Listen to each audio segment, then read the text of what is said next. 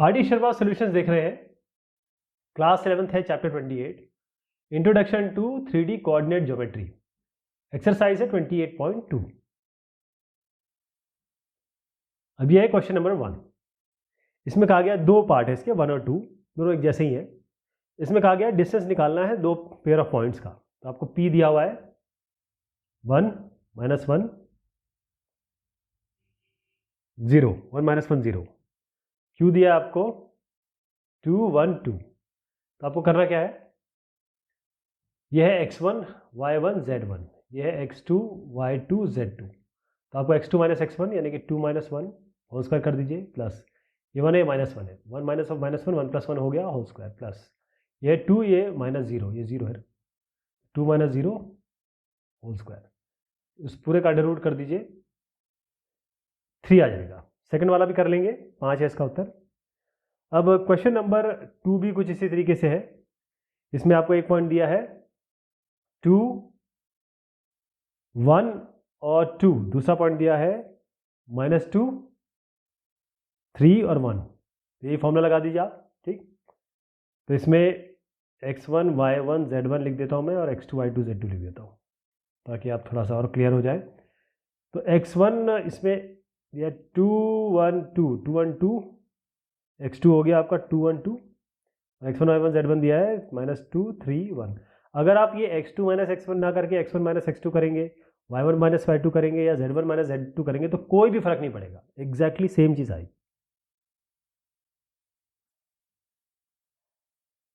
अगला सवाल है, ये क्वेश्चन नंबर 3 है। इसके 3 पार्ट्स हैं, हम एक करेंगे। इसमें करना क्या है, यूजिंग द डिस्टेंस फॉर्मूला। अच्छा, डिस्टेंस फॉर्मूला यूज करना है और आपको बताना है कि पॉइंट्स कोलिनियर है। तो आपके पास अगर A B और C ऐसे करके पॉइंट है, तो आप ये भी कर सकते हैं कि AB + BC AC प्रूव कर सकते हैं।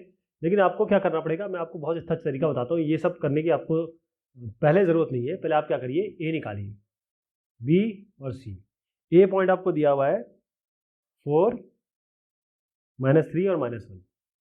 B आपको दिया है 5 -7 और 6। C दिया है 3 1 -8। सबसे पहले आप AB निकाल लीजिए। AB 5 - 4 का होल स्क्वायर, -7 -3 का होल स्क्वायर, -3 +3 हो जाएगा, 6 - 1 7 का होल स्क्वायर। तो ये आपका आ गया AB। फिर आप निकालिए BC। BC कैसे निकालेंगे, 3 - 5 होल स्क्वायर, 1 - 7 यानी कि 1 + 7 8 का होल स्क्वायर, -8 -6 -14 का होल स्क्वायर। ये हो गया। अब आप निकालिए AC। AC कैसे निकालेंगे, 3 - 4 का होल स्क्वायर, 1 - 3 यानी 1 + 4 का होल स्क्वायर, और -8 -1 + 1 -8 + 1 का होल स्क्वायर। तो AC। अब आप देखेंगे ये जो AB है और आप AC को जोड़ेंगे तो आप BC के बराबर ला रहे हैं। √66 और √66 को जोड़ेंगे तो 2√66 आ जाएगा। तो इसका मतलब ये तीनों पॉइंट एक ही लाइन पे है। AB + AC = BC, यानी आप AB + AC = BC। इसका मतलब ये है कि C बीच में आएगा, A या A बीच में आएगा। तो AB + AC BC के बराबर है, तब ये कह रहे हैं कि ये कोलिनियर है, एक ही लाइन में। कोलिनियर का मतलब होता है एक ही लाइन में होंगे ये तीनों पॉइंट। तो ये दूसरा पार्ट है इसका, ठीक। ये भी आप कर लेंगे, सेम चीज़ करनी है। और ये जो है ये वाला भी पार्ट कर लेंगे, थर्ड ना। सॉल्यूशन आपके सामने है। फोर्थ क्वेश्चन ले रहे हैं हम। फोर्थ में कहा गया है, determine the points in XY plane, YZ plane and ZX plane which are equidistant from the points. Point आपको दिए हैं, ए पॉइंट आपको दिया हुआ है 1 -1 0। बी पॉइंट दिया है आपको 2 1 और 2।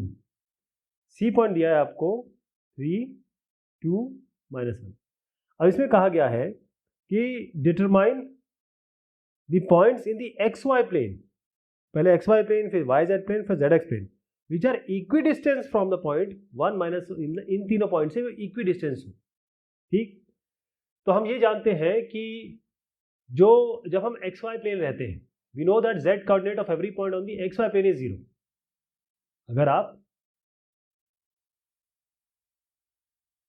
ऐसे ले, ये X है, ये Y है, ये Z ले, तो अगर आप बात कर रहे हैं इस एक्स वाई प्लेन की, तो या तो इस वाले प्लेन की, z तो 0 होगा यहाँ पर। इसको आप क्या मान सकते हैं, एक्स वाई प्लेन में जो पॉइंट है वो आप कैसे मान सकते हैं, एक्स वाई कुछ होगा, वाई z तो 0 है। अब इसका डिस्टेंस, अब मान लीजिए हमारे पास एक पॉइंट आपका ये ए है, ये बी है, तो आप क्या करिए, ये इस पॉइंट को मान लीजिए ये हमारा पी पॉइंट है, कहाँ है मुझे नहीं पता, लेकिन एक्स ये ज़रूर पता है एक्स वाई प्लेन में यहाँ कहीं है। तो एक्स वाई प्लेन में ये पॉइंट है हमारा पी। तो इस पी का ए से डिस्टेंस, पी का बी से डिस्टेंस, मतलब पी ए और पी बी ये दोनों बराबर है, यही तो प्रूव करना है। इसको स्क्वायर कर दीजिए। अब आपको क्या करना है कि एक्स वाई और 0 इसका डिस्टेंस निकालना है ए से, मैंने बता दिया था, एक्स -1 का होल स्क्वायर, वाई -1 का, मतलब वाई +1 का होल स्क्वायर, और 0 - 0 का होल स्क्वायर, ये हो गया। और इसको बराबर रखना है आपको पी बी से, ये पी है, पी बी से एक्स -2 का होल स्क्वायर, वाई -1 का होल स्क्वायर और 0 - 2 का होल स्क्वायर। यहाँ पर देखिएगा, थोड़ा एक्सपेंड कर देता हूँ। ये इससे क्या होगा, जब आप इसको खोलेंगे तो एक इक्वेशन बनेगी। ये इक्वेशन यहाँ पर ये कर लेंगे ना, इसमें कुछ एल्जेब्रिक स्किल है आपकी और कुछ नहीं है। इसको खोलेंगे तो आप ये आपका पी ए बराबर पी बी आपने लिया, वो हो गया। अब आप आइए, यही पॉइंट जो है, ये पॉइंट, इसका डिस्टेंस इक्वी डिस्टेंस बताया गया है। तो पी ए के पी और पी बी हमने बराबर बता दिया। और फिर क्या होगा, पी बी पी सी के बराबर होगा, P A P B P C तीनों बराबर है, तो पी ए पी बी के बराबर है, तो पी बी पी सी के बराबर होगा। तो अब ये जो डिस्टेंस आपने निकाला था, ये वाला ये ऐसे कैसे रखिए, यहाँ रखिए। और अब इसका डिस्टेंस इससे x -3 का होल स्क्वायर, y -2 का होल स्क्वायर, 0 - 1 का होल स्क्वायर यहाँ रखिए। और अब इन दोनों को बराबर कर दीजिए स्क्वायर करके। स्क्वायर इसलिए क्योंकि हमको अंडर रूट हटाना है। अब इसको भी इस तरीके से थोड़ा सा एडजस्ट कर लेंगे आप, तो यहाँ पर एक इक्वेशन आ जाएगी। ठीक, दो लाइन की इक्वेशन आ गई, इनका आपको इंटरसेक्शन लेना है। दो लाइन को सॉल्व कर लेंगे ना, इस लीनियर इक्वेशन इन 2 वेरिएबल है। आप चाहे तो यहाँ से इसकी जगह x की जगह 5/2 - 5 रखिए, 5/2 - 5 को इसमें रख दीजिए x की जगह, 2 × 5/2 - y, यहाँ से y मिल जाएगा आपको, और y को दोबारा इसमें रख देंगे, 5/2 - 1 y की जगह 1, तो आपका x आ जाएगा। तो x और y, 3/2 x आ गया, y आ गया। तो x और y तो आ गया, और z जो है वो 0 है, x और y तो आ गया, z 0 है। ये हमारा एक सोल्यूशन हुआ। अब हमको निकालना है दूसरे के लिए, किसके लिए, किस प्लेन के लिए, वाई जेड प्लेन। तो फिर से बता दूं आपको, यहीं से बता दूं, ये जो वाई जेड प्लेन है इसमें x 0 होगा, तो इसको लेंगे 0 y और z, ठीक है। और आप जब x z प्लेन की बात करेंगे तो यहाँ पर y 0 होगा, ये 0 लेंगे, x रखेंगे या y रखेंगे। जो सेम काम किया है यहाँ पे वो सेम इसके साथ करेंगे। क्लियर है ना, ये कर लेंगे ना। फिर से बता देता हूँ आपको क्या करना है कि 0 y z लेना है, क्योंकि ये y z प्लेन है, इसमें x 0 होगा। अब इसका a पॉइंट से, a पॉइंट मैंने आपको बताया था, a पॉइंट हमारा है 1 -1 0। पहले इसका 1 -1 0 से, फिर इसी का 2 1 2 से डिस्टेंस निकालिए और एक इक्वेशन मिलेगी। अब इसी का डिस्टेंस जो हमने यहाँ निकाला था, जो पी बी था, वो यहाँ रख दीजिए। और अब इसका डिस्टेंस निकालिए सी से, सी मैंने बताया था 3 2 -1 है, वो यहाँ लिखिए डिस्टेंस। दोनों को इक्वेट करिए, एक इक्वेशन आएगी, दोनों इक्वेशन को सॉल्व करिए, लीनियर इक्वेशन है, और आपको जो वैल्यू मिलेगी, क्योंकि दो ही वैल्यू मिलेंगी, अगले एक तो 0 है ही ना, ये आपकी y और z मिल जाएगी। तीसरे में आपको क्या करना है, जिसमें मैंने आपको समझाया, ये आपका y 0 है, y आपका 0 है, x और z लेना है, बिल्कुल सेम काम करना है। 11/2 0 1 आएगा। अब ये है सवाल संख्या 5। सवाल संख्या 5 में कहा गया है, determine the point on z axis which is equidistance from the point 157 and 51 - 4। अब ये कैसे निकालेंगे, देखिए सबसे पहले आप बात करिएगा z एक्सिस की। जब आप z एक्सिस की बात करते हैं, ये है x, ये है y, z। z एक्सिस पे x और y 0 होता है, y एक्सिस पे z और x 0 होता है, और x एक्सिस पे z और y 0 होता है। ओके, तो आपके यहाँ सीधा ये है कि जो z एक्सिस पॉइंट होगा उसमें x और y तो 0 रहेगा, और जो z रहेगा उस पर आप z रख दीजिए। ये हो गया। इसको मान लीजिए m पॉइंट, ये m हो गया, 0 0 z। अब आपको एक पॉइंट दिया हुआ है वो a 157, b पॉइंट दिया आपको 5 1 और -4। तो आपको करना क्या है, इसका ऐसा डिस्टेंस 0 - 1 का होल स्क्वायर, 0 - 5 का होल स्क्वायर, 2 - 7 का होल स्क्वायर, ये AM ले लेंगे। ऐसे ही आपका MB, इसका इससे डिस्टेंस 0 - 5 का होल स्क्वायर, 0 - 1 का होल स्क्वायर, 0 - -4 का होल स्क्वायर, राइट। तो इन दोनों को आप बोलेंगे MA और MB या AM और BM, इसको स्क्वायर कर दीजिए रूट हटाने के लिए, और अब इक्वेट कर दीजिए इनको। जब इक्वेट करेंगे आपके पास डायरेक्ट Z आ जाएगा, वो 3/2 आएगा, क्योंकि पहला और दूसरा तो 0 0 है ही, ऐसा आ जाएगा। नेक्स्ट जो सवाल है आपका वो है 6, सवाल संख्या 6। इसमें क्या गया है, find the points on the Y axis which is equidistance from the point 312 and 5/2। तो इसमें क्या करना है, जैसे अभी आपको मैंने समझाया, फिर से आप बता देता हूँ।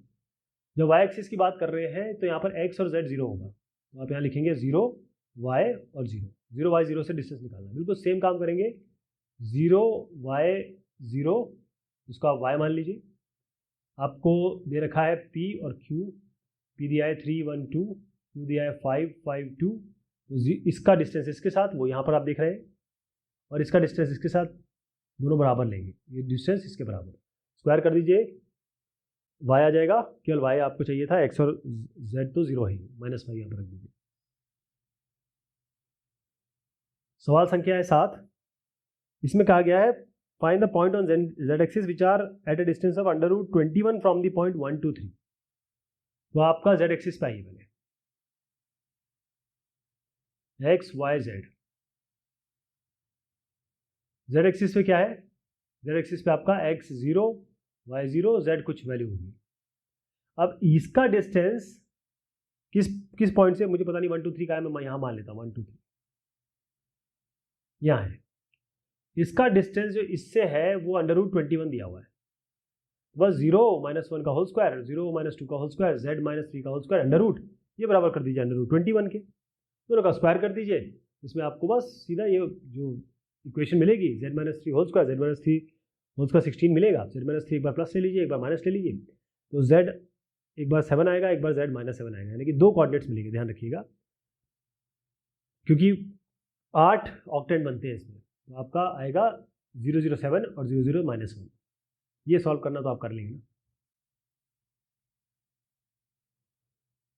अब है क्वेश्चन नंबर आपका 8। इसमें कहा गया है prove that the triangle formed by the joining the 3 points whose coordinates are this are equilateral triangle. अब इसका आपको करना ये है, इक्विलैटरल ट्रायंगल मतलब होता है तीनों साइड इसके इक्वल हो। तो आपके पास ये एक जो पॉइंट है वो A है, ये B है, ये C है। A पॉइंट आपको दिया है 1, 2, 3, B आपको दिया है 2, 3, 1, C पॉइंट दिया है आपको 3, 1, 2। तो इसका ऐसे डिस्टेंस निकालिए, AB का डिस्टेंस तो निकालेंगे ना, अभी हमने सीख लिया √6। फिर आप निकालिए B का C से डिस्टेंस, ये हो गया आपका √6, और फिर A का C से डिस्टेंस, वो आ गया √6। ये डिस्टेंस ये डिस्टेंस ये डिस्टेंस तीनों बराबर है, यानी कि तीनों साइड बराबर है, इसका मतलब ये है कि ये इक्विलैटरल ट्रायंगल है। ये है सवाल संख्या 9। Show that the triangle this are the vertices of an isosceles right angle triangle. Isosceles right angle triangle का मतलब ये होता है कि दो साइड आपकी इक्वल है और ये 90 डिग्री है, राइट एंगल ट्रायंगल है ना। तो इसके लिए क्या करेंगे, हमारे पास कौन कौन से पॉइंट है, ये हो गया AB, ये हो गया A, B और C। तो पहले तो हम AB और BC को बराबर बताएंगे, AB और BC बराबर, पहले AB और BC बराबर बताएंगे। उसके बाद हम क्या करेंगे, AB स्क्वायर को BC स्क्वायर से ऐड करेंगे तो AC स्क्वायर आना चाहिए, वही पाथ, इससे ये 90 डिग्री प्रूव हो जाएगा। ओके, तो सबसे पहले यही काम करेंगे। हमारे पास सारे पॉइंट है, मैं बता देता हूँ पॉइंट क्या क्या है। A है हमारे पास 0, 7 और 10। B पॉइंट है आपका -1, 6 और 6, और तीसरा पॉइंट है आपका -4, 9 और 6। बस इसका डिस्टेंस निकालना है आपको AB का, 0 -1 का होल स्क्वायर, 7 - 6 का होल स्क्वायर, 10 - 6 का होल स्क्वायर, अंडर रूट, ये हो गया 3√2। फिर आप BC निकाल लीजिए, BC ये वाला, ये -1 -4 यानी कि -1 + 4 का होल स्क्वायर, 6 - 9 का होल स्क्वायर, 6 - 6 का होल स्क्वायर, और अंडर रूट कर दीजिए ऐड करके, 3√2 आ गया। तो ये 3√2 और ये 3√2, इसका मतलब ये आइसोसेलेस ट्रायंगल है। अब आपको इसको करना है कि ये हमें ये भी पता चल जाए कि ये राइट एंगल ट्राइंगल है, तो AC निकाल लीजिए, AC निकालेंगे 0 माइनस -4 यानी 0 + 4 का होल स्क्वायर, 7 - 9 का होल स्क्वायर, 10 - 6 का होल स्क्वायर, ये हो गया आपका 6। तो आप इसको स्क्वायर करिए, 3√2 whole square plus 3√2 whole square, ये क्या बराबर आता है रूट मतलब 6 होल स्क्वायर के 36। देखिए 3√2 का होल स्क्वायर, 3 9 9 2 18 प्लस 3√2 3 9 9 2 18 18 18 हो गया, ये कितना है 6 6 स्क्वायर 36, दोनों साइड बराबर है, तो इसका मतलब ये आइसोसेलेस राइट एंगल ट्राइंगल है। ये है सवाल संख्या 10। इसमें कहा गया है show that the point A B C D are the vertices of square.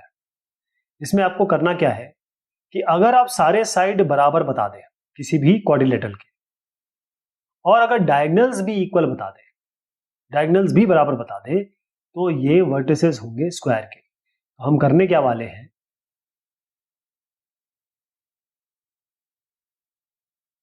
यह A B C D, A point दिया है 3 3 3, बी पॉइंट दिया है आपको 0 6 3, सी पॉइंट आपको दिया है 1 7 7, डी पॉइंट है आपका 4 4 7। आपको करना क्या है, सबसे पहले आप इसके डिस्टेंस निकालेंगे, ए बी का डिस्टेंस फॉर्मूला तो आप सीख गए है ना, y2 - y1 होल स्क्वायर, इसको आप अगर x1 y1 z1 माने, इसको x2 y2 z2, तो x2 - x1 whole square, y2 - y1 whole square, z2 - z1 whole square, इनको सबको प्लस करिए और रूट कर दीजिए जैसे यहाँ हुआ है, तो 3√2 ये डिस्टेंस आएगा। और आप देखेंगे कि जब आप BC निकालेंगे और CD निकालेंगे और यहाँ DA या AD निकालेंगे, सभी का जो दूरी है 3√2 3√2 3√2 है। चलिए ये तो हो गया, लेकिन ये तो और भी ऐसे फिगर हैं जिसमें ऐसा होता है ना, तो उसके लिए कंफर्मेशन के लिए हम क्या करेंगे कि ये डायगोनल निकालेंगे AC। अब अच्छी बात ये है कि हमारे पास A और C दोनों पॉइंट है और हमको डिस्टेंस निकालना भी आता है, हम AC भी निकालेंगे और हम BD भी निकालेंगे, और AC और BD यानी कि इन दोनों का डिस्टेंस, ये दोनों डिस्टेंस निकालना आपको आता है, और ये दोनों आपके 6 आएंगे, यानी कि ये भी 6 ये भी 6। तो इसका मतलब ये हो गया कि वाकई में जो डायगोनल्स से हमने शुरुआत की थी, ये वर्टिसेस हैं स्क्वायर के। अगला सवाल कहा गया है कि prove that the points A B C D taken in order are the vertices of parallelogram. Also show that ABCD is not a rectangle. ठीक, तो हम इसमें करने क्या वाले हैं, हमें पता नहीं कैसा क्वाड्रिलेटरल है, लेकिन मैं फिर भी बना देता हूं क्योंकि इसमें सवाल में कहा गया है कि भाई पैरेललोग्राम है।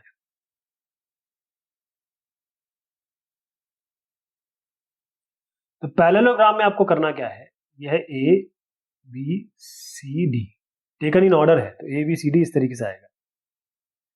तो A आपको दिया है 1 3 0, B है आपका -5 5 2, C आपका दिया है -9 -1 और 2, और ये D दिया है आपका -3 0। ठीक है, ABCD हो गया। अब इसमें अगर आपको इसको पैरेललोग्राम प्रूव करना है, पैरेललोग्राम का मतलब ये होता है कि अपोजिट साइड इसके बराबर हो, तो आप AB निकाल लीजिए और DC या CD निकाल लीजिए। तो AB अगर आप निकालेंगे और CD निकालेंगे तो आप देखेंगे AB और CD ये आपके बराबर आएंगे। क्लियर, फिर आप निकालेंगे BC और AD, BC और AD, इसमें कुछ करना नहीं है, इसलिए मैं इसको प्रॉपर कर नहीं रहा हूं क्योंकि ये सवाल इस तरीके से करना, बिल्कुल ऐसे करना है, डिस्टेंस निकालने हैं आपको। मैं आपको बस कॉन्सेप्ट समझा दे रहा हूं कि आपको इसको इसके बराबर बताना है और इसको इसके बराबर बताना है। जब ये हो गया तब तक ठीक है, लेकिन आप देखिएगा कि आप इसको आपको बताना है कि रेक्टेंगल नहीं है, रेक्टेंगल नहीं है, तो यहां पर आप निकालिए ये AC और यहां पर आप निकालिए ये BD। अब ये दोनों अगर इक्वल नहीं आते हैं, अब आप देखें ये दोनों वैल्यू आज आप निकालेंगे तो इक्वल नहीं आएंगे, इसका मतलब जब इक्वल नहीं है AC और BD इक्वल नहीं है, तो इसका मतलब ये रेक्टेंगल नहीं है, ये पैरेललोग्राम है। अगर ये रेक्टेंगल होता या स्क्वायर होता तो इसके डायगोनल्स एक जैसे आते, बराबर आते।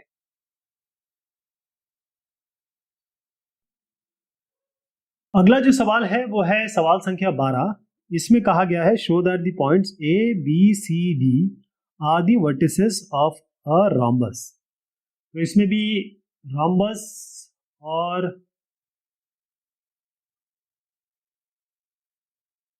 रोम्बस बेसिकली डायमंड शेप्ड होता है, डायमंड शेप्ड होता है। और इसमें और स्क्वायर में बराबरी ये है कि चारों साइड इसकी इक्वल होती है। तो आप ए बी सी डी अगर आप निकालें तो पहले आप ए बी निकालिए। मैं ये पॉइंट बता देता हूँ आपको सवाल में क्या दिया हुआ है।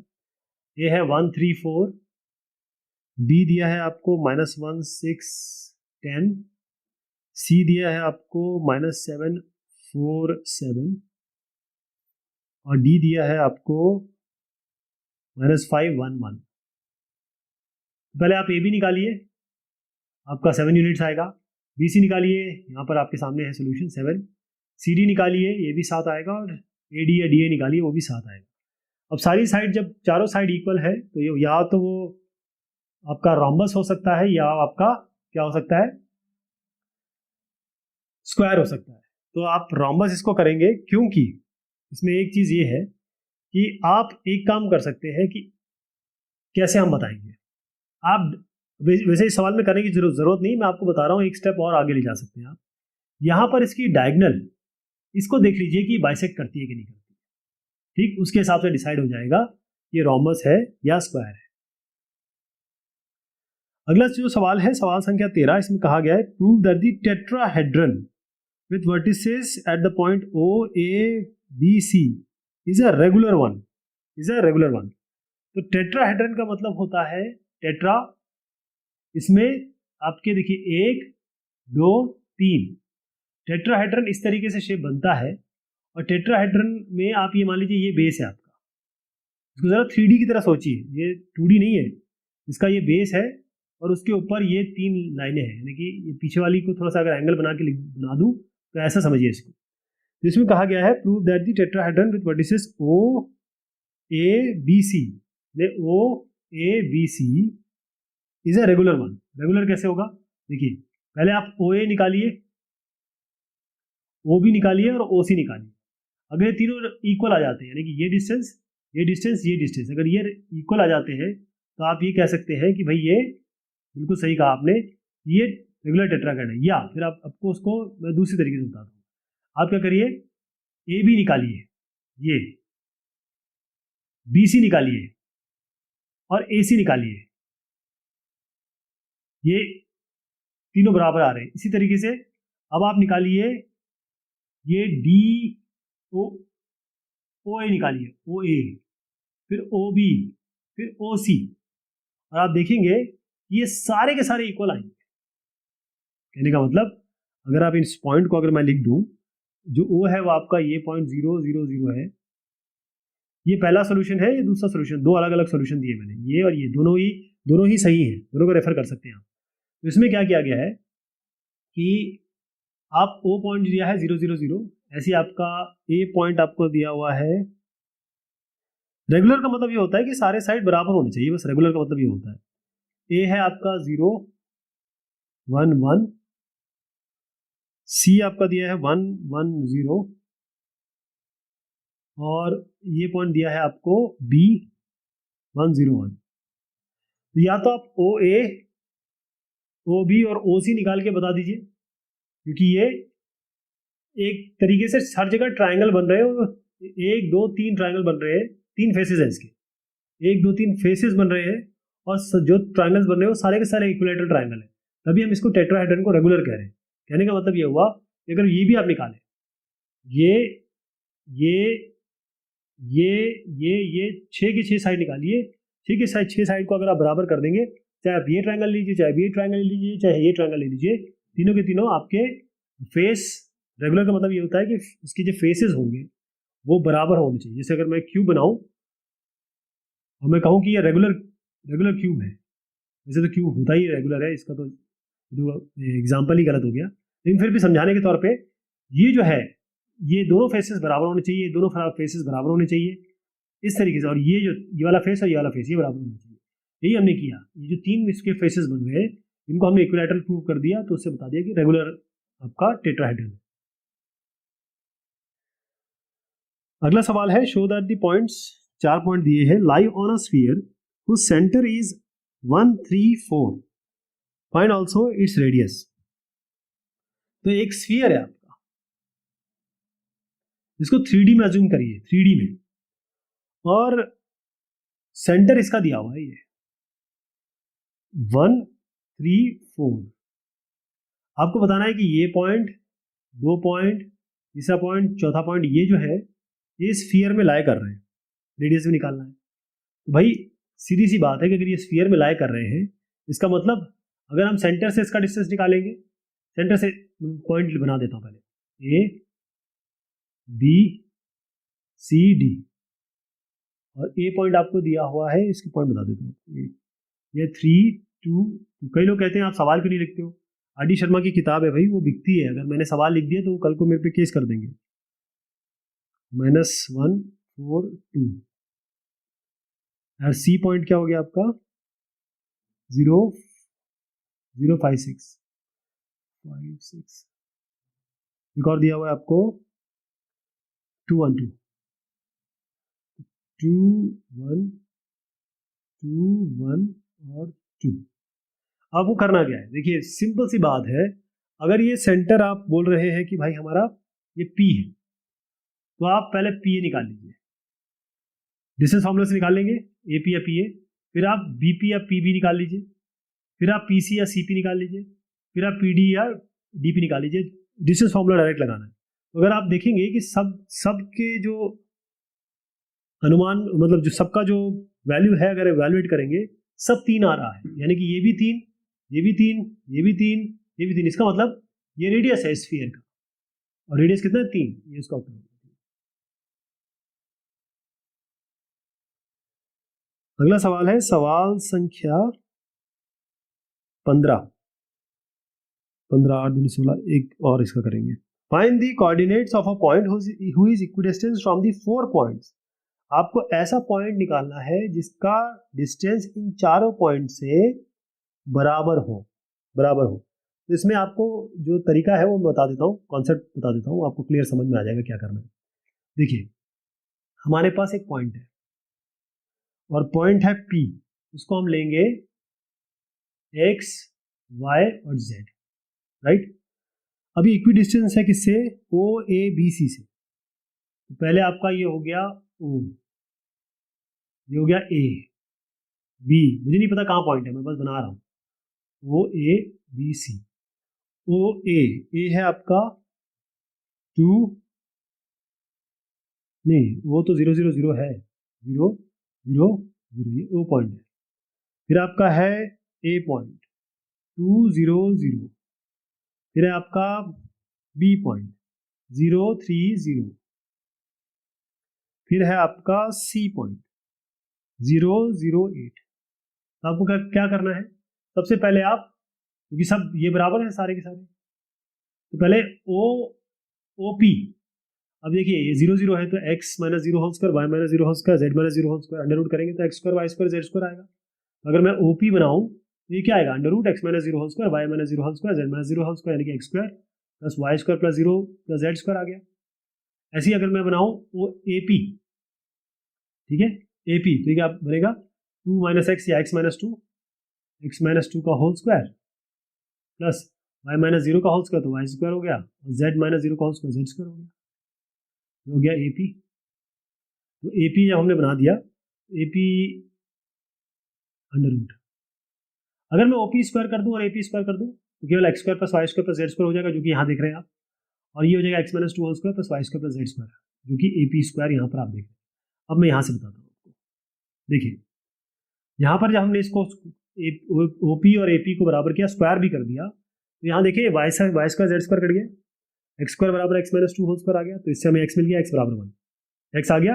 अब आइए OP और BP पे, बार बार OP से करिएगा, X square plus Y square plus Z square, किससे, अब BP से। BP क्या होगा, x minus 0 whole square, y minus 3 whole square, z minus 0 whole square.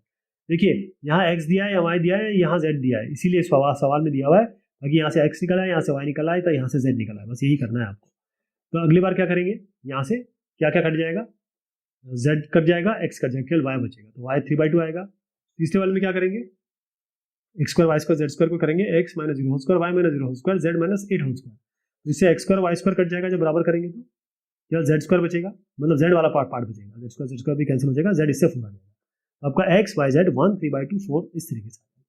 ये बहुत संभल के सवाल बनाया गया है, क्योंकि देखिए यहाँ पर एक्स वैल्यू है, यहाँ वाई वैल्यू है, जेड वैल्यू है, कि पहली इक्वेशन से एक्स मिल जाए, दूसरी इक्वेशन से वाई मिल जाए, तीसरी इक्वेशन से आपको जेड मिल जाए।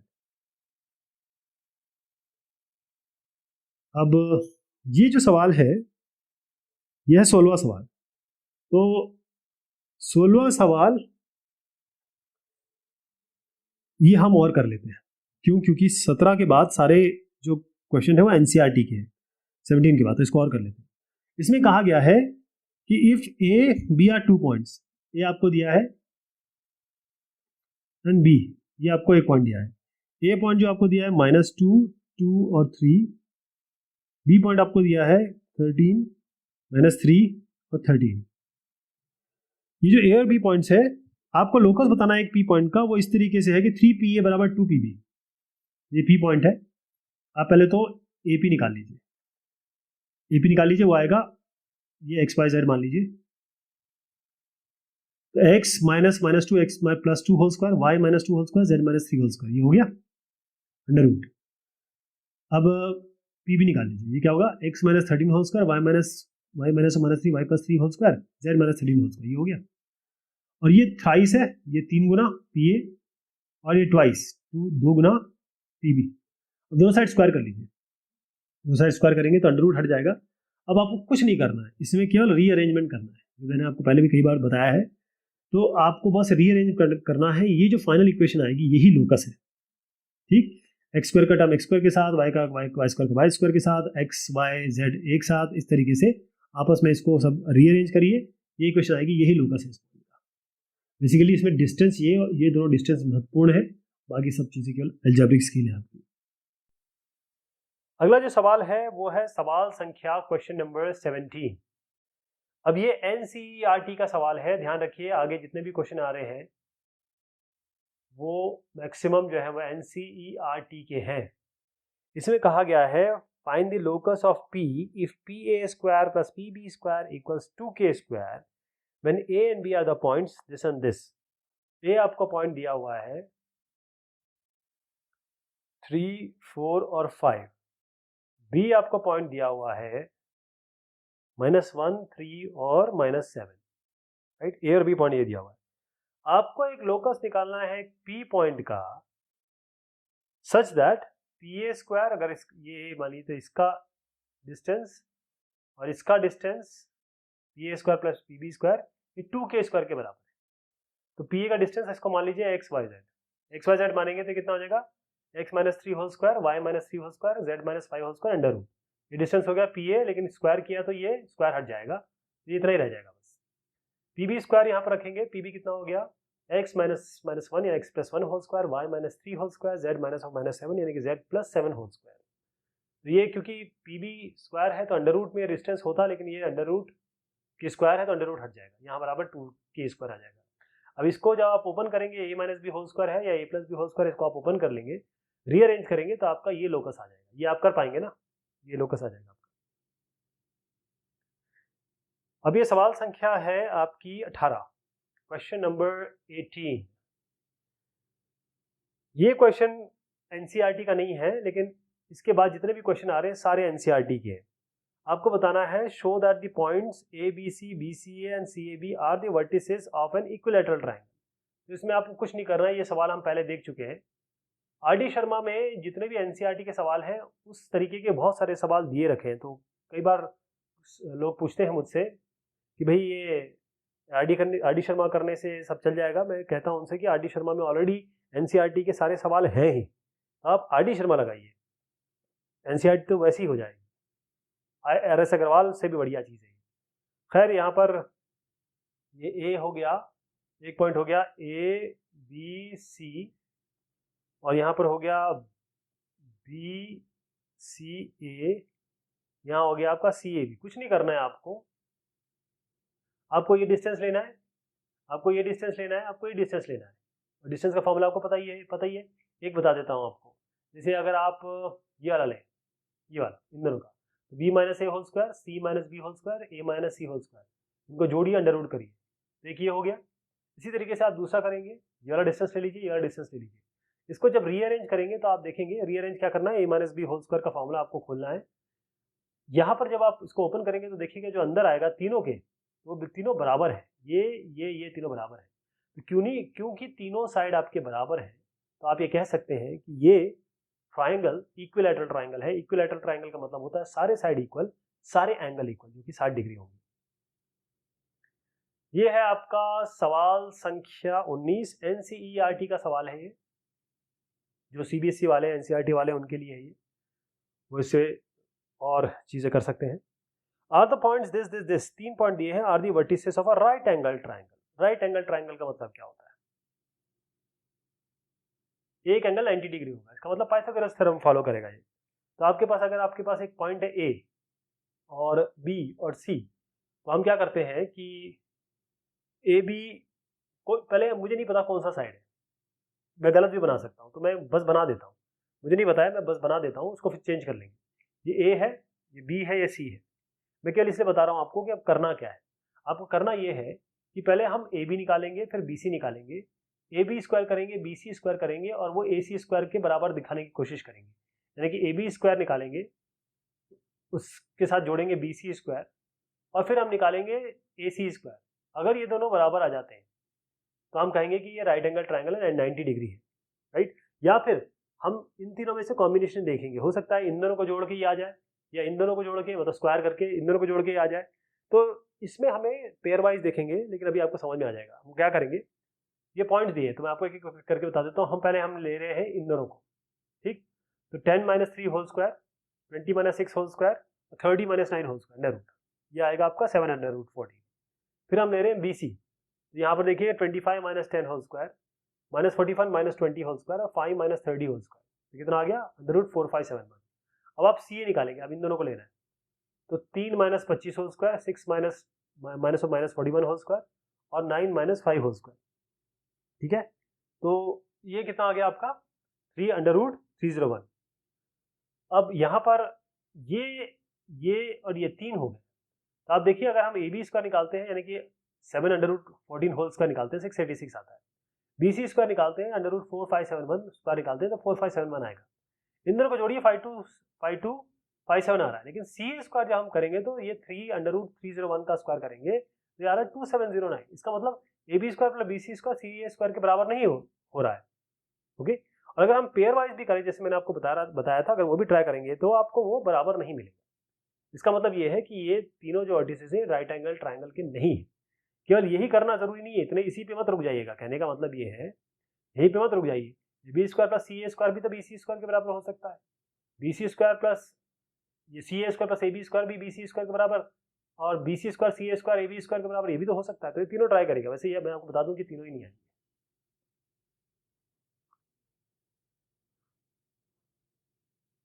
यहां पर अगला सवाल है क्वेश्चन संख्या 20। अब इसमें 3 क्वेश्चन हैं और तीनों ऑलमोस्ट एक जैसे हैं, जो हम ऑलरेडी कर चुके हैं। हमने आइसोसेलेस ट्रायंगल भी कर लिया है, हमने राइट एंगल ट्रायंगल भी कर लिया है, हमने पैरेललोग्राम भी कर लिया है, लेकिन हम एक एक करके देखेंगे इसको। इसलिए मैंने एक ही स्लाइड में आपको ये दिखाने की कोशिश की है। और देखिएगा, ये आपका ए है, ये बी है, ये सी। मतलब क्वेश्चन बता देता हूँ, verify the following that this A B C are vertices of an isosceles triangle. ये आइसोसेलेस ट्रायंगल के वर्टिसेस है। तो आइसोसेलेस ट्रायंगल का मतलब ये होता है ऐसा ट्रायंगल जिसके 2 साइड आपके इक्वल हो जाए। तो हमको करना क्या है, अगर हम ए बी सी ऐसे ले लें और हम सारे साइड का डिस्टेंस निकाल लें या सारे साइड की लेंथ निकाल लें और 2 साइड हमारा बराबर हो गए, तो हम कहते हैं आइसोसेलेस ट्रायंगल है। यही काम इसमें किया हुआ है। अब देखिए, ये डिस्टेंस निकाला है ए बी का, ये आप निकाल लेंगे, ठीक है। ये हम काफी बार कर चुके हैं, डायरेक्ट बताऊंगा। ए बी हो गया, बी सी हो गया और ए सी हो गया। अब आप देखेंगे इसमें से 2 सी, जो ये 3√2, ये 3√2, ये 3√2, ये 3√2 आ रहा है। यानी आपके जब दोनों साइड ट्रायंगल के इक्वल हो गए तो एक सीधी सी बात है कि आपका ये एक आइसोसेलेस ट्रायंगल है। अब दूसरे में कहा गया है कि आपको राइट एंगल ट्रायंगल बताना है। तो अभी भी हमने कर लिया। राइट एंगल ट्रायंगल का मतलब ये है कि आप इनका डिस्टेंस निकालिए, मतलब इनका लेंथ निकालिए। ए बी सी ले लीजिए, मान लीजिए।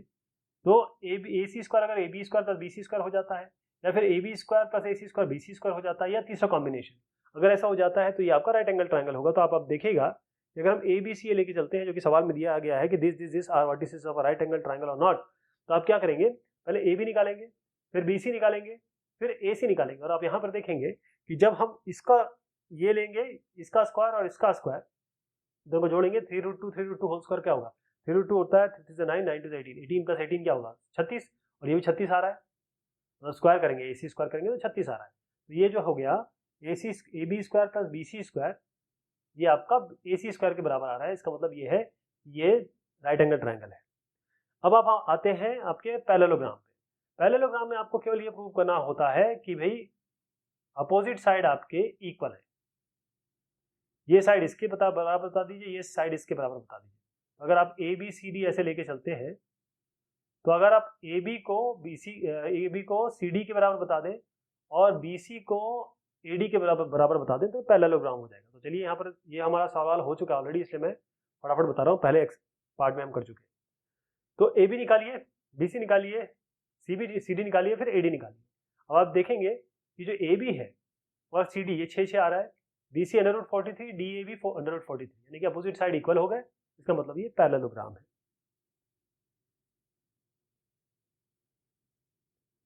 अब है सवाल संख्या